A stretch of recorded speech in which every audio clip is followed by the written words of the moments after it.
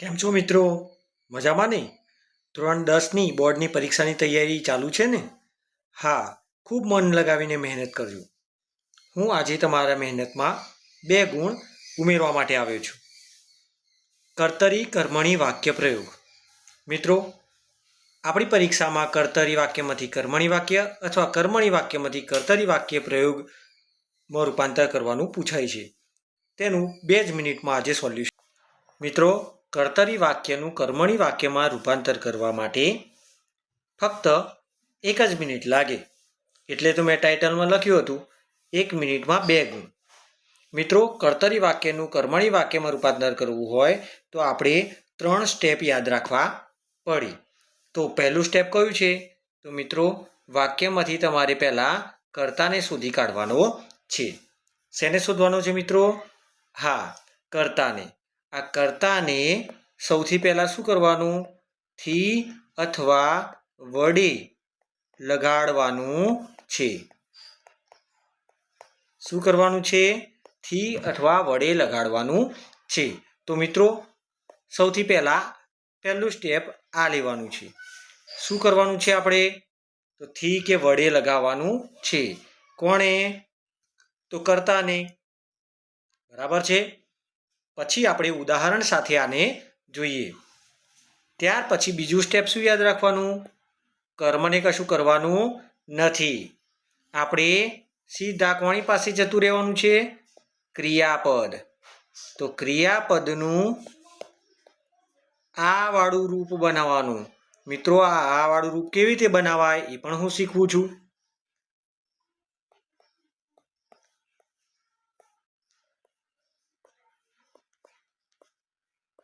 મિત્રો, જો તમે હજુ સુધી અમારી વેદા ક્લાસ યુટ્યુબ ચેનલને સબસ્ક્રાઈબ કરી નથી તો ઝડપથી સબસ્ક્રાઈબ કરી લેશો, જેથી આવનારા સમયમાં અલંકાર વિશેના વિડીયો તમને સીધા જ મળી જાય. બરાબર છે? તો મિત્રો, યાદ રાખશો.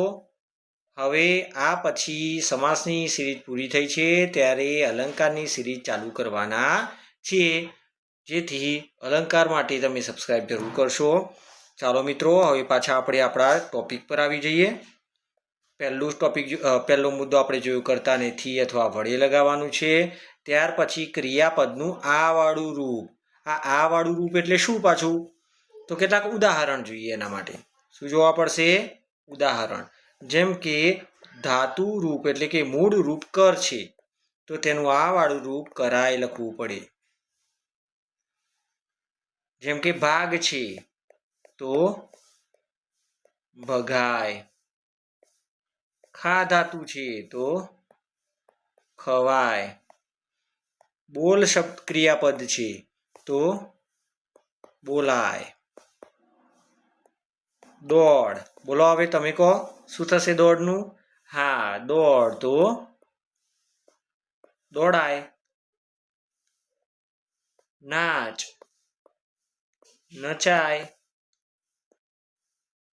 રમ તો રમાય. ફેંક તો ફેંકાય.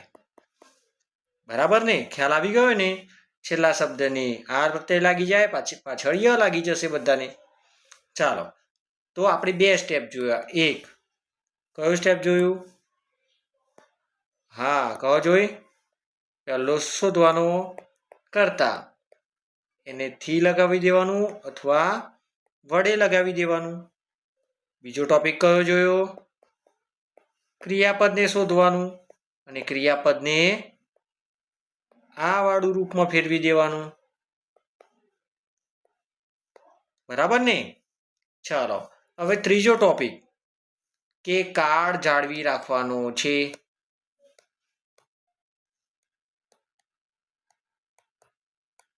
એટલે કે જો વાક્ય વર્તમાન કાળનું હોય તો વર્તમાન કાળ જ રહેશે, અને જો વાક્ય ભૂતકાળનું હશે તો ભૂતકાળમાં જ રાખવાનું રહેશે.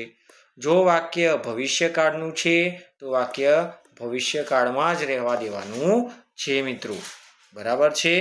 એટલે આટલા 3 મુદ્દા આપણે ધ્યાનમાં રાખવાના છે. ચલો, હવે આપણે આપણા ઉદાહરણો લઈ અને આની વાત કરીએ.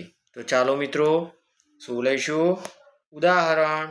સરળ મિત્રો, અમારો વિડીયો ગમતા હોય તો તેને લાઈક કરવાનું ભૂલશો નહીં.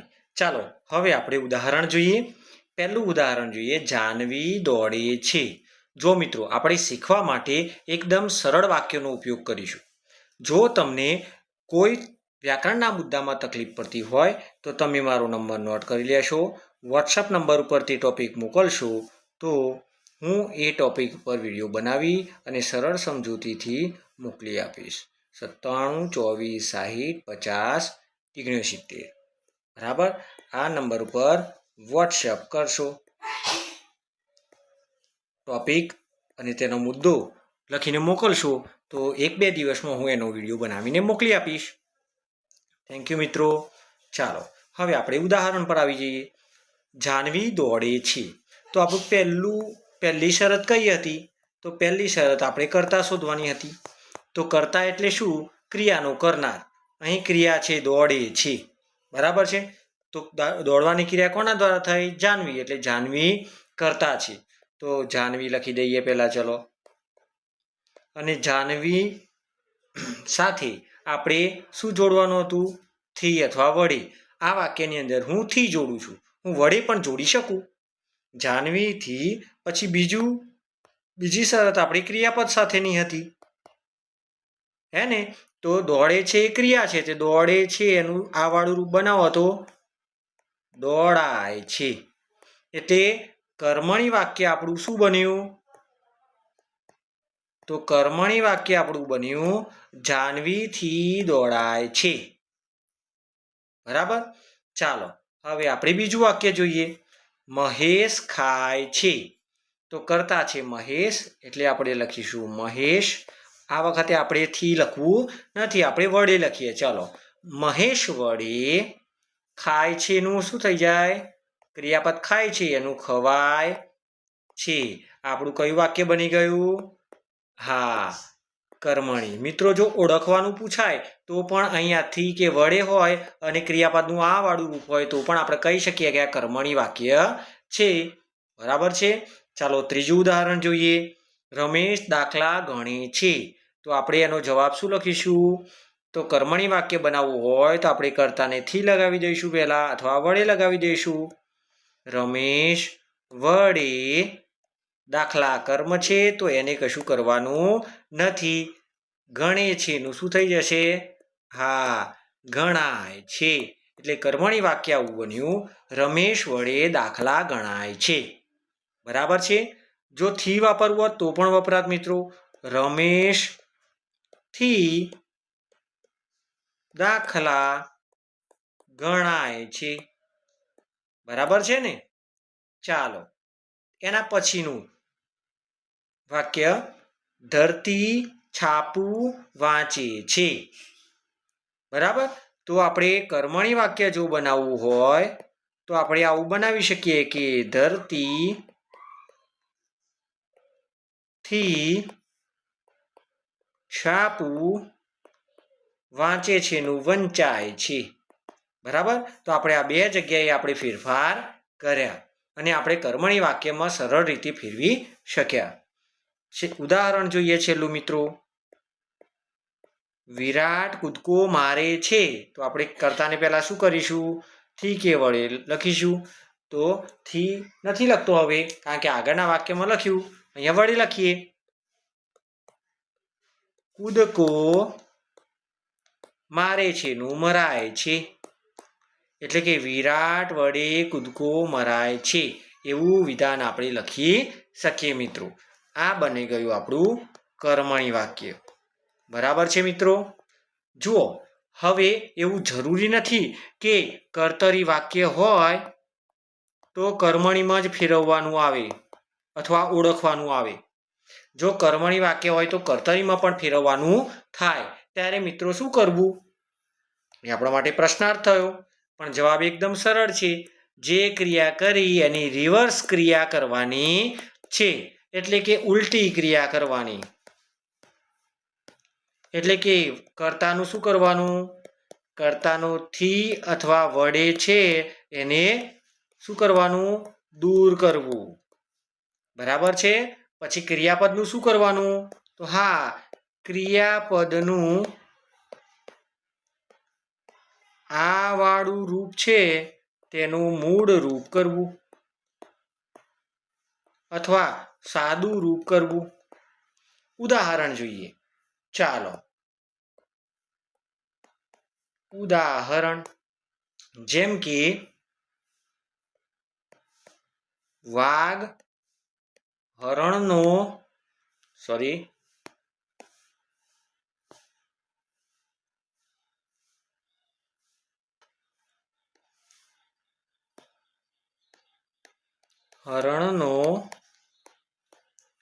શિકાર કરે છે. વળી હરણનો શિકાર કરાય છે. તો આ કયું વાક્ય છે મિત્રો, તમે ઓળખી શકશો? હા, જુઓ અહીંયા વડે આવ્યું, અહીં કરાય આવ્યું. બરાબર છે, એટલે આ કયું વાક્ય થયું? હા, આ કર્મણી વાક્ય છે. બરાબર ને? હવે આપણે કર્તરી વાક્યમાં ફેરવવું છે. તો આપણે શું કરીશું? આ વડે કાઢી નાખવાનું છે અને કરાય છે નું સાદું રૂપ બનાવી દેવાનું છે. એટલે કે આપણે વાક્ય આવું બનાવી શકીએ કે વાઘ હરણનો શિકાર કરે છે. ખ્યાલ આવી ગયો મિત્રો? જો અમારો વિડીયો ગમ્યો હોય તો લાઈક અવશ્ય કરશો. જો હજુ સુધી સબસ્ક્રાઈબ કર્યું નથી તો સબસ્ક્રાઈબ જરૂર કરશો અને કામ કરવાની ખેવના વધારશો. મિત્રો, વિડીયોને શેર કરવાનું અવશ્ય રાખજો, જેથી તમારા અન્ય મિત્રો પણ તમારી સાથે શીખી શકે. મિત્રો, આવનારી બોર્ડની પરીક્ષા માટે best of luck. Thank you. જય હિન્દ, જય ભારત.